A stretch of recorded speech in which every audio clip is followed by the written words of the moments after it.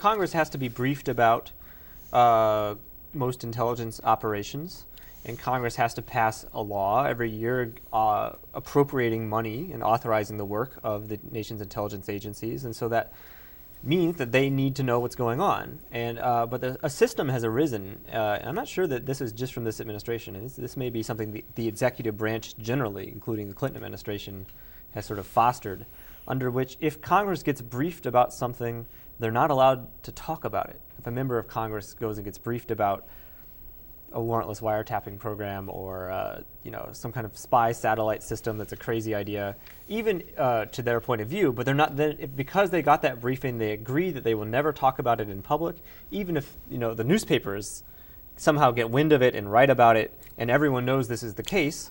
They're still not allowed to talk about it. And it's a criminal offense. It's a criminal offense. They can get thrown out of Congress, so forth. And so what we found, one of the sort of weird side effects of that is that congressmen were just choosing not to be briefed because they wanted to be able to debate. We saw this during the run-up to the Iraq War authorization. The administration was saying these vague things in public about Iraq has WMD and is working with Al-Qaeda.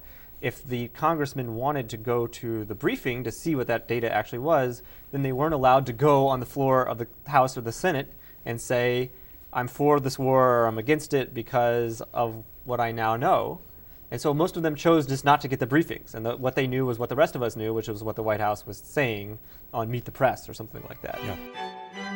This excerpt is brought to you by the Massachusetts School of Law, the leader of reform in legal education and a leader in multimedia education for the public. To view the full interview and for a full listing of MSL's programs, log on to mslaw.edu.